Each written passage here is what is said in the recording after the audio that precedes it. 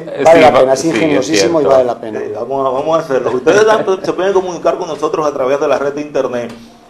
Palabras al viento, todo junto, @gmail.com. Sencillísimo. Pueden enviarnos cartas, sugerencias, que ahí vamos a estar nosotros. Y ahí vamos nosotros a publicar, en el blog nuestro de Jueves Literario, vamos a publicar el poema Tanante. Exactamente, para que la gente tenga... Sí. A propósito de Camilo José Cela, yo creo que el mejor de los discursos que se ha dado en el recibimiento del Nobel es el de Camilo José Cela. Yo no había visto tanta profundidad en un escritor más reciente. Bueno, yo soy un poco nerudiano y quizás por eso me haya gustado tanto, porque yo sentí que Neruda, cuando pronunció el discurso en el recibimiento al Premio Nobel de Literatura, se sinceró y fue un Neruda que se parece, o sea, más a la gente, a todo el mundo. Pero fue atípico ese discurso sí. Hablaba de su éxodo, ¿no? Sí, a mí me gustó, lo que me gustó del discurso es que él no tomó una posición intelectual, sino que habló de algo que lo marcó. Y fue cuando él tuvo que salir de su país huyendo por problemas políticos y él atravesó, estuvo en las montañas, y cómo él fue ayudado en las montañas por los campesinos y qué forma, o sea, esa forma como él fue ayudado. Fue cuando el golpe de estado a Salvador Allende por Augusto Pinochet, creo recordar. No, la primera vez que él tuvo que escapar no fue en el 73, porque en el 73 que él muere, cuando lo de Augusto Pinochet, es en su juventud, porque ya él era izquierdista. Él sale en el gobierno dictatorial de Gabriel González Videla. Sale corriendo Neruda mucho antes. Neruda siempre fue un revolucionario. Él pasa a caballo los Andes. Exactamente, y cuando él menciona y él empieza a hablar de eso, lo hace con una sensibilidad que se parece a todo el mundo. O sea, lo hace como un hombre extremadamente sensible y como un hombre que no le interesa hablar solo con los intelectuales, sino dirigirse a toda la humanidad, aquellos que están estudiados, aquellos que son letrados y aquellos que conocen y aquellos que no saben de nada. Entonces su discurso es bastante llano y eso me gustó de Neruda, que pudiendo hacer un discurso mucho más complejo, haya hecho un discurso totalmente humano para que todo el mundo pudiera entenderlo. Hemingway, por su parte, hace una sola página. He escrito demasiado. ¡Qué brevedad! Sí, he escrito demasiado y no creo que deba venir que escribir. Muchas gracias. Señores, vamos a una pausa, ya volvemos. Recuerden, palabrasalviento@hotmail.com es nuestro correo electrónico. Ya regresamos. Un poeta dominicano que también hurgó los experimentalismos, los vanguardismos, Manuel Rueda.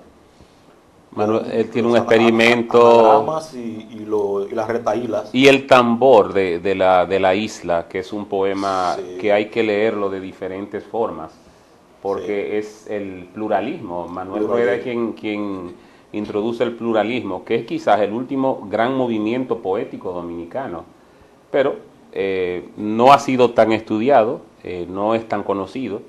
Y es un experimentalismo más de los años, de los 70, me parece que es el tambor de la isla. Manuel Rueda es uno de nuestros grandes poetas, pero también uno de nuestros grandes promotores de la cultura. Murió.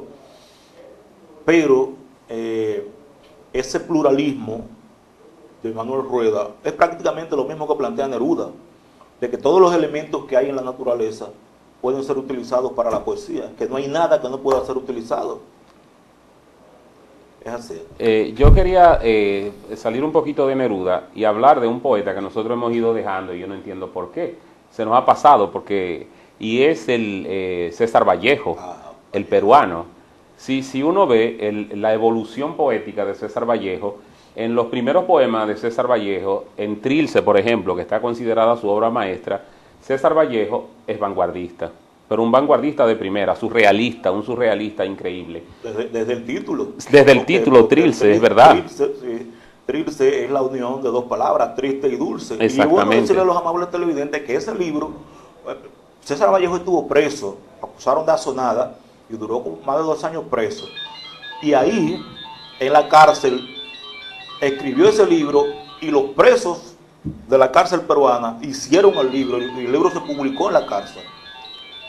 Una cosa que uno ve, por ejemplo, en César Vallejo, cuando él empieza, es surrealista y su poesía es se puede decir que hasta oscura, pero en el tiempo y a medida que la política lo va transformando, porque César Vallejo visitó en los años 28, 29, visitó Rusia, y a la medida que se va transformando César Vallejo, entonces su poesía se va haciendo un poco más humana, más cercana a la gente, más comprensible, porque la primera poesía de César Vallejo no es, o sea, todo el mundo la lee y no todo el mundo la entiende, es realmente compleja, utiliza, o sea, los elementos que él utiliza son increíblemente modernos, y hubo un salto en la poesía latinoamericana con la poesía de César Vallejo en las letras hispanoamericanas.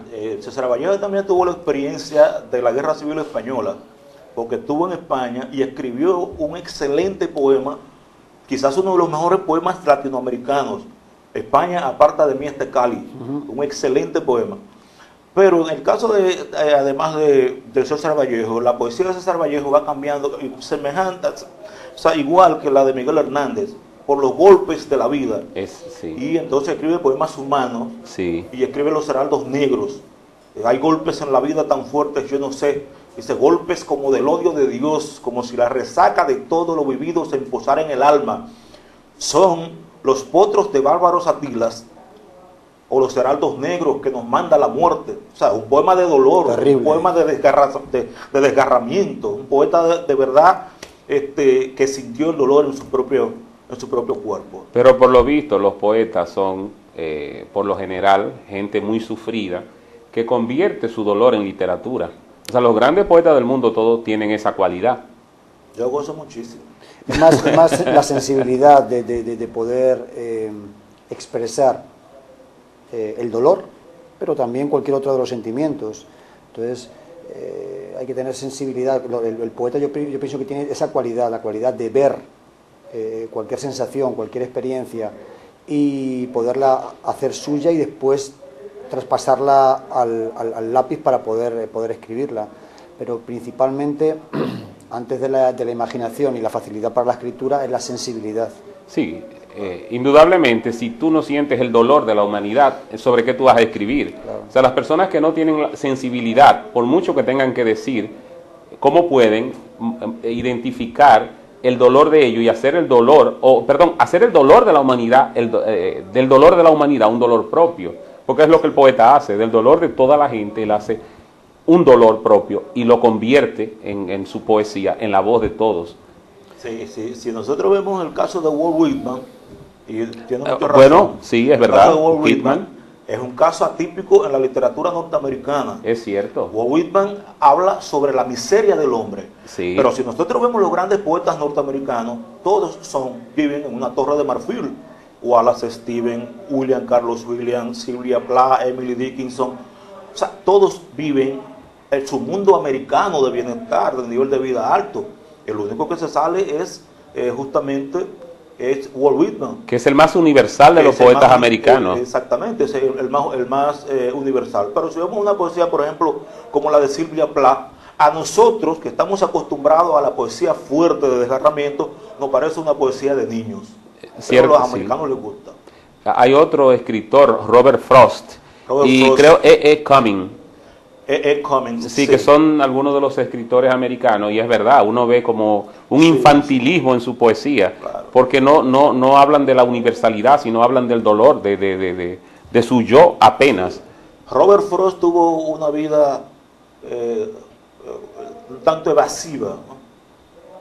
Un hombre con el nombre de Robert Frost se fue a vivir a una montaña solo, en un ranchito en la montaña, y allá fue a visitarlo Octavio Paz, porque dijo que él tenía que conocer a ese hombre, que era una especie como de símbolo norteamericano.